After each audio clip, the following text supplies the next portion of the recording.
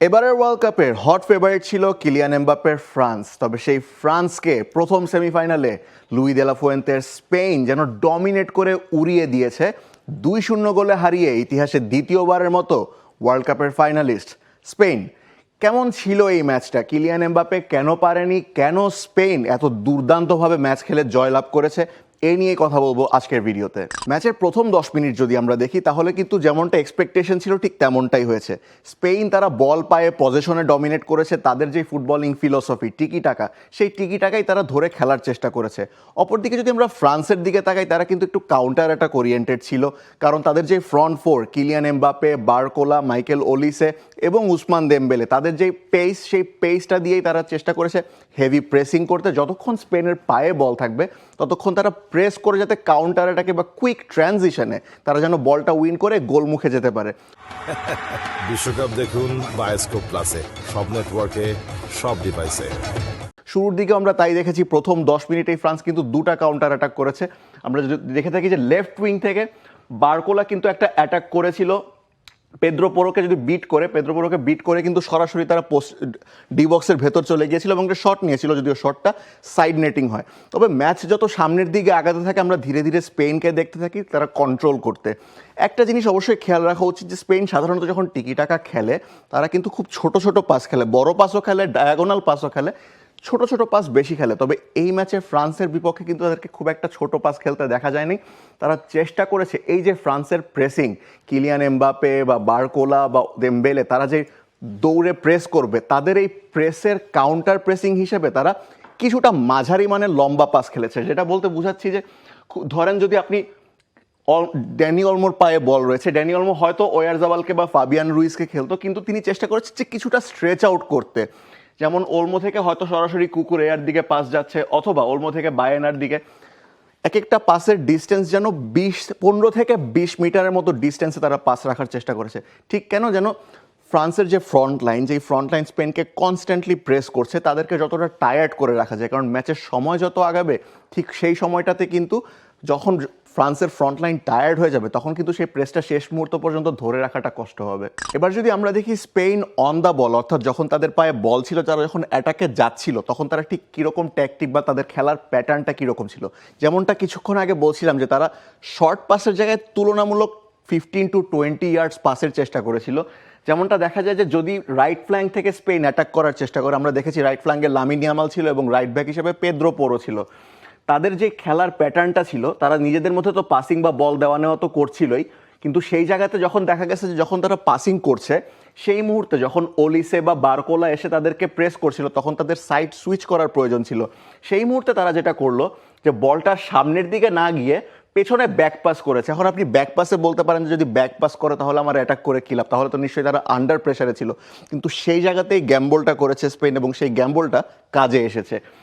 ঠিক যেই মুহূর্তে তাদের যে পজিশনিং ছিল অন দা বলে, দেখা গেছে যে প্রত্যেকটা প্লেয়ার কিন্তু অ্যাভেইলেবল ছিল অপশনে, কিন্তু কিছুটা স্পেস রেখেছিল, তাদের মধ্যে একটা গ্যাপ রেখে কিন্তু তারা পজিশন মেনটেন করছিল। সেই জায়গায় দেখেছিলাম আমরা পেদ্রো পোরোকে পেছনে লম্বা করে কুবারাসির দিকে ব্যাক পাস দিতে, এবং ঠিক যেই মুহূর্তে ব্যাক পাস করলেন আপনি, ফ্রান্স ডেফিনেটলি চেষ্টা করেছে সেই প্রেসিংটা করার জন্য। তখন বারকোলা কিংবা ওলিসে তখন কিন্তু দৌড়ে আসছিল সেই সেন্টার ব্যাকের উপর প্রেশার দিতে, কারণ যেই মুহূর্তে যদি সেন্টার ব্যাক কোনো কারণে ভুল করে সেখানেই কিন্তু কাউন্টার অ্যাটাকে গোলের সুযোগ সৃষ্টি করার সম্ভাবনা তৈরি হতো ফ্রান্সের। তবে বল পায়ে স্পেন অন দ্য বল তারা সবসময় খুব কাম অ্যান্ড কম্পোজ খেলে, যেটা আমরা সবসময় দেখেছি। আমরা এই ম্যাচেও দেখেছি যে যখন কুবারাসির দিকে ব্যাক পাসে বল এসেছে, কুবারাসি কিন্তু ওয়েট করেছে, হোল্ড করেছে, আগে ফ্রান্সের প্লেয়ারদেরকে কাছে এনেছে, এবং যেই মুহূর্তে ফ্রান্সের প্লেয়াররা প্রেস করার জন্য সামনে এসেছে তখন কিন্তু এই মাঝখানের জায়গাটাতে একটা ভ্যাকিউম বা একটা গ্যাপ তৈরি হয়ে গিয়েছে। ফ্রান্সের দুজন প্লেয়ার সামনে এসে প্রেস করছে, ডেমবেলে হয়তো লাপোর্তাকে প্রেস করছে। এই যে মাঝখানে যে গ্যাপটা ক্রিয়েট হয়েছে প্রেস করার কারণে, সেই গ্যাপটাকে ইউটিলাইজ করেছে স্পেন।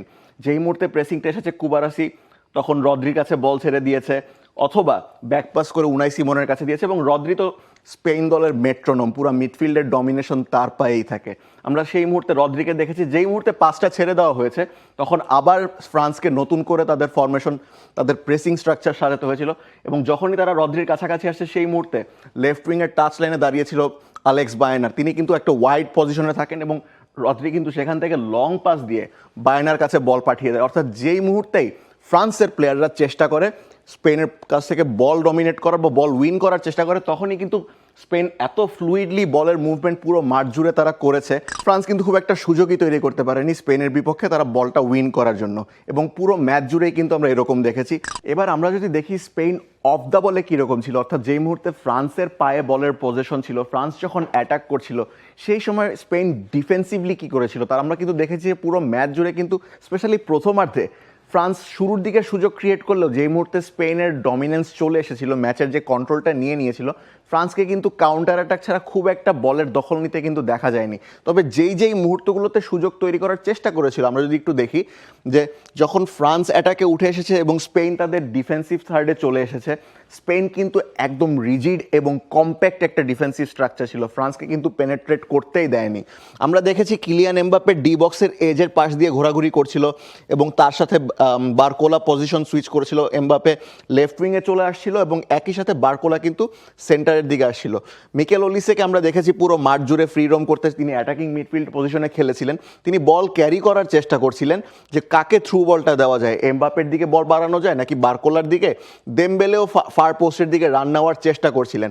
কিন্তু আমরা দেখেছি পুরো ম্যাচ জুড়ে তাদের যে স্পেনের যে রিজিড ডিফেন্স, কুবারাসির কথা আমরা বলতে পারি, কুবারাসি পুরো সময় ধরে কিন্তু এমবাপ্পেকে এবং বারকোলাকে যখনই যে সামনে ছিল তার সামনে কিন্তু একদম নিরেট দেয়ালের মতো সলিডভাবে দাঁড়িয়েছিল।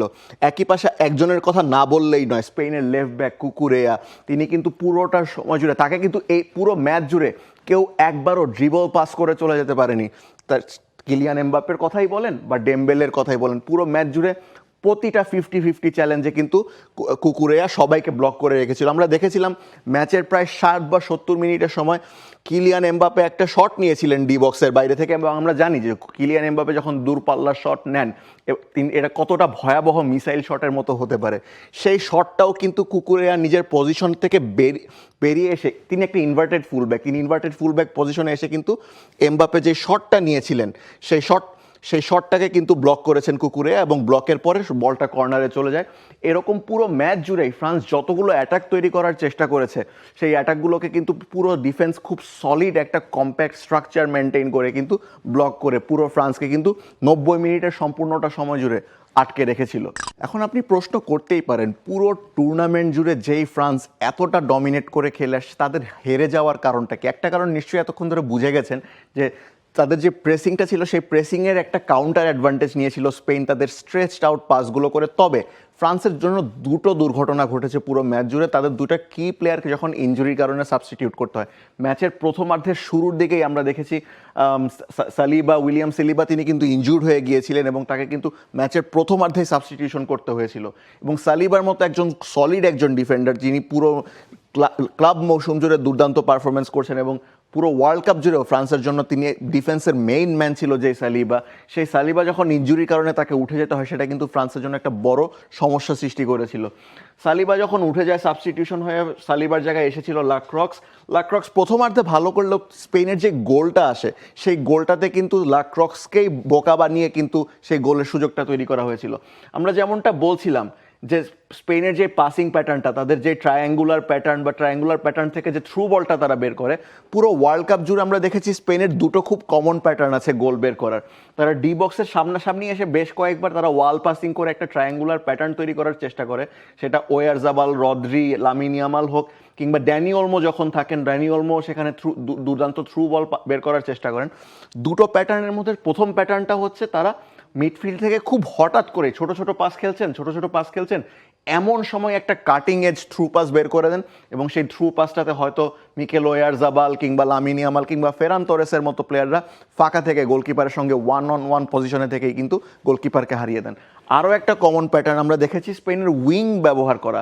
আমরা through out the world cup দেখেছি লামিন ইয়ামাল যখন রাইট উইংয়ে বল নিয়ে আগান, তখন কিন্তু যে কোনো অপোজিশন ডিফেন্স কিন্তু তার উপর একটা ওভারলোড ক্রিয়েট করে এবং যেই মুহূর্তে ওভারলোডটা ক্রিয়েট করে অপর পাশটা কিন্তু ফাঁকা হয়ে যায় এবং সেই ফাঁকা জায়গাটাতেই কিন্তু তখন স্পেনের লেফট উইং বা মাঝখান থেকে যারা ছিলেন তারা সেই ভ্যাকিউমটাকে এক্সপ্লয়েট করার চেষ্টা করে, যেটা আমরা through out the world cup দেখেছি। আমরা যদি স্পেনের গোলটা এখন দেখি, যে আমরা বলছিলাম যে লামিন ইয়ামাল যেরকম স্পেনের রাইট উইংটাকে খুব অকিউপাইড করে রাখেন এবং যখনই অকুপাইড করেন তখন কিন্তু ফ্রান্সের ডিফেন্ডাররা এবং যে কোনো অপোজিশন ডিফেন্ডাররাই কিন্তু সেই জায়গাটাতে ওভারলোড করার চেষ্টা করে।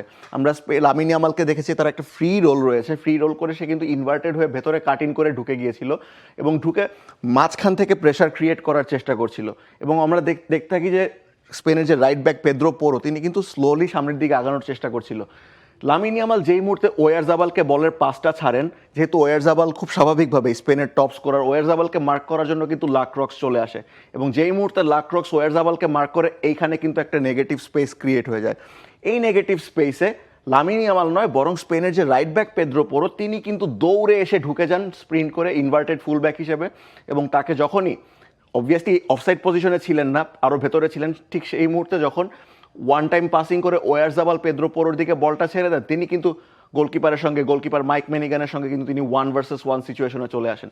ঠিক সেই সময় দুর্দান্ত একটা ফিনিশ করে মাইক মেনিগানের নিয়ার পোস্টের দিকে কিন্তু শট করে তিনি দুর্দান্ত একটা গোল করেন এবং সেই গোলের পরে কিন্তু নিশ্চিত হয়ে যায় স্পেনের এবারের বিশ্বকাপের ফাইনালের পজিশন। ফ্রান্সকে হারিয়ে স্পেন এবারের বিশ্বকাপের প্রথম ফাইনালিস্ট হয়েছে এবং স্পেনের যে ফুটবলিং ফিলসফি টিকি টাকা, যে পাসিং ফুটবল, একটা সময় কিন্তু মানুষ বলছিল যে স্পেনের যে টিকি টাকা সেটা হয়তো শেষ হয়ে আসছে।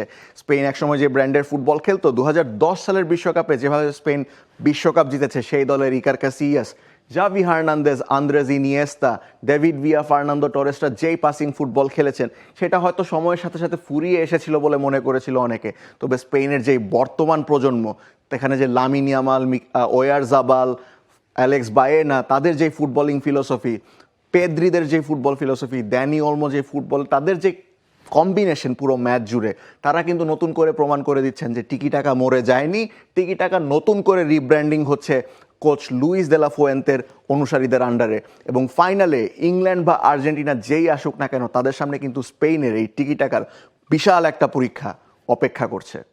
For more updates, subscribe to our YouTube channel and click on the bell icon. Follow us on Facebook and Instagram. Download T-Sports app to enjoy exciting games and highlights. Visit tsports.com.